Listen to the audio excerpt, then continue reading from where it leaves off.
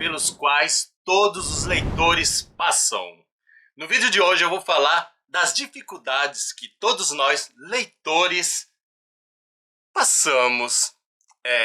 A vida de leitor pode ser um paraíso, mas às vezes nesse paraíso aparece algumas coisinhas que nos levam para uma espécie de inferno, alguns desafios. Bem, inferno no paraíso, acho que eu fui um pouquinho exagerado, mas de qualquer forma, vocês entenderam que vida de leitor nem sempre é tão fácil e tão prazerosa como nós desejamos que ela seja. Então, vou falar para vocês quais são esses 7 desafios. E acredito que existam muito mais. Por isso, eu conto com a colaboração de vocês. Eu acredito que vocês podem contribuir comigo dizendo os desafios comuns, como são aqueles desafios que eu apresentei e vocês podem me dizer: "Ah, eu passo por isso", ou vocês podem me trazer algum desafio que eu esqueci. E pode acontecer que, enquanto eu estiver falando desses 7 desafios, de repente apareça em minha mente algum desafio a mais. Será? Isso acontece às vezes. Eu tô lá, elaborei, pensei só 7, mas aí aparecem 10, 11, 20. Gente, a vida é assim. Conforme a gente vai falando, a gente vai se expressando, nós vamos descobrindo coisas novas. Mas sem mais delongas, vamos agora falar desses desafios. Primeiro desafio: falta de concentração. A gente quer ler, mas existem algumas coisas, espécies de vozes que atrapalham a nossa concentração, o nosso foco. Esses fatos podem ser uma música alta do vizinho, pode ser uma preocupação com o trabalho, pode ser as redes sociais. Sim, as redes sociais roubam o nosso tempo de leitura. A gente às vezes está tão viciado na telinha das redes sociais que nós deixamos de lado a nossa leitura e ficamos lá vendo notificações, coisas que estão passando aí na nossa telinha. Então, primeiro desafio, a falta de concentração. Quem passa por isso? Conta pra mim. Segundo desafio, falta de tempo. A nossa vida de adulto nos traz compromissos e, por conta desses compromissos, falta tempo para nos dedicarmos às nossas leituras. Quem é pai, quem é mãe de família, sofre muito com isso, porque tem que cuidar dos filhos. Embora cuidar dos filhos seja um prazer, indiretamente, esse prazer de ter a companhia das crianças rouba o nosso tempo de leitura, o nosso trabalho, o nosso emprego. Sim, porque alguns empregos também exigem coisas que nós temos que fazer fora do horário normal de trabalho. Tipo, um professor, ele dá aula, mas ele não tem só o seu tempo lá na sala de aula. Ele tem que gastar tempo preparando aula, corrigindo. Então a falta de tempo é algo que nos atrapalha. Às vezes essa falta de tempo pode ser algo bom também. Você pode não ter tempo, como eu disse, um pai que ama o seu filho, uma mãe que ama o seu filho, vai sentir prazer nessa atividade. Então, não necessariamente a falta de tempo seja por coisas ruins. Isso fique bem claro pra gente, para não cometermos injustiças. Terceira dificuldade, terceiro desafio, é uma grande dificuldade mesmo, dificuldade de compreensão. Às vezes a gente pega um livro e vamos lá ler, e o livro parece ser escrito em outro idioma, apesar de estar escrito em nossa língua materna. Aí complica. E se você estiver aprendendo outra língua e quiser ler realmente um livro de outro idioma, aí isso pode complicar mais, porque a falta de contato com a língua, o começo, esse início aí que você está realizando, talvez o seu vocabulário ainda não esteja tão assim evoluído. E por falta de vocabulário, a compreensão cai. Então a dificuldade de compreensão é um desafio. Outro Eu diria que agora nós estamos no quarto desafio: sono durante a leitura. Esse sono pode vir porque a leitura esteja chata ou porque você está cansado mesmo. Você trabalhou, etc. Aí você vai ler, o livro está até interessante, mas aí você começa a ler. Gente, nesse caso, sabe o que eu recomendo? Vá dormir, descansa e depois faz a leitura no momento mais apropriado.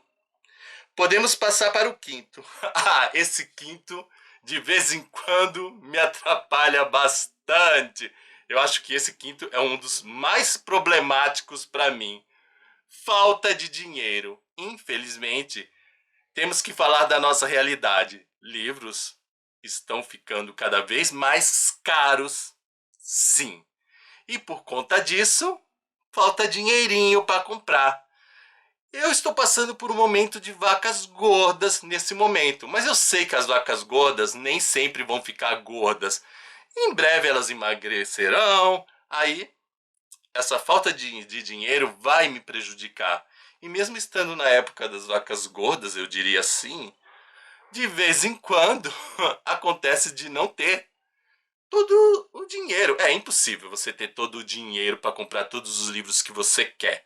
Por mais que você compre livros, leitor que é leitor sempre quer mais. Parece assim. A gente sabe que a nossa estante, ela tem limites. Mas na nossa cabeça, a nossa estante parece ser um espaço sem fim, que sempre vai caber livros. Então a gente vai comprando, comprando, e nós nos esquecemos também da falta de tempo. Achamos que o nosso tempo é infinito na hora de comprar. Então a gente compra, compra, compra, compra, e quando vê, não tem tempo e não tem dinheiro para comprar tudo.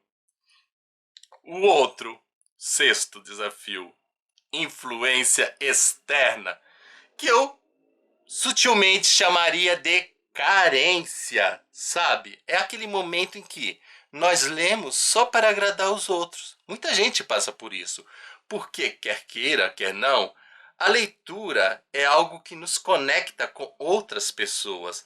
Ela faz com que nós pertençamos a determinados grupos. De repente, fãs de Stephen King, fãs de Colin Hoover, fãs de Frida McFadden, fã de Loretta N. White. Então aí a gente... Ou fãs de suspense, fãs de terror, fãs de romance. Todo esse tipo de leitura, seja leituras escolhidas pelo autor ou pelo gênero, faz com que a gente pertença a um grupo. E às vezes, por querer pertencer a um grupo, nós acabamos lendo coisas que não nos agradam. Eu acho que nessa parte aí eu não sofro muito, mas eu diria que existe algo que eu passo, que me veio agora na mente, que é parecido com esse ler para agradar aos outros.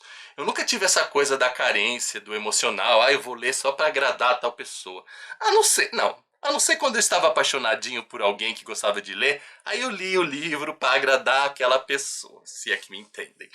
Mas, assim, por ser ex-seminarista, alguém que estudou para ser padre, por ser formado em filosofia, literatura, ser professor, etc.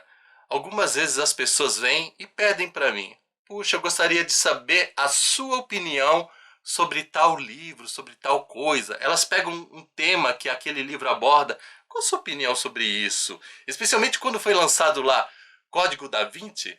Você acredita mesmo que isso que o autor de Código da Vinci falou a respeito de Jesus e Maria Madalena é verdade? O que você pensa sobre essas coisas? Aí eu fui lá ler o livro. E não foi exatamente para agradar aquela pessoa, mas era para ter uma opinião diante daquele assunto, daquela polêmica. Então, às vezes, isso também pode acontecer. E eu acho que isso é um desafio, porque você planeja a sua leitura, você está focado em determinado temas, aí você sai daquele seu planejamento literário para ler aquilo. Não é para agradar no sentido emocional, mas você tem que se expressar, tem que dar sua opinião. Ou seja, surgiu mais um desafio que eu não tinha pensado quando eu elaborei esses 7 desafios literários. Agora eu posso falar do sétimo desafio. Ai, gente, esse é doloroso. Esse dói o coração. Expectativas frustradas. É assim, quando você vê aquele livro, você lê a sinopse, você vê pessoas falando muito bem, então você fica muito animado, quer ler de verdade, porque você gostou do que as pessoas falaram, não para agradar elas, mas porque realmente você se conectou com a sinopse, com as opiniões, e você tem uma expectativa assim muito grande. Aí você vai ler e o livro não te agrada como você imaginava. Aí vem a decepção, você sente vontade de largar a leitura e algumas vezes você acaba insistindo porque não, a pessoa disse que o livro é bom. Aí você começa a ler, tá chato. Passa algumas páginas, tá chato. Ah, mas se as pessoas falaram que tá bom, vai chegar um momento que vai ter uma reviravolta e eu vou me apaixonar. Às vezes pode até acontecer essa reviravolta, mas tem vezes que não acontece. E se você insistiu, dedicou seu tempo e não houve essa reviravolta que te conectou com a leitura, nossa, parece até que os olhos de leitor sangram. É isso. Então, dessa forma, eu finalizo os 7 desafios de todos os leitores, que na realidade acabaram sendo 8. E aí, conta pra mim nos comentários. Você passa por esses desafios? Você tem algum desafio que eu não citei? Adoraria saber a opinião de vocês. E é isso, gente. Espero que vocês tenham gostado. Não se esqueçam de dar o seu joinha, nem que seja por caridade. Afinal, copo d'água e um joinha não se nega pra ninguém. Tchau pra vocês e até o nosso próximo vídeo. Fui!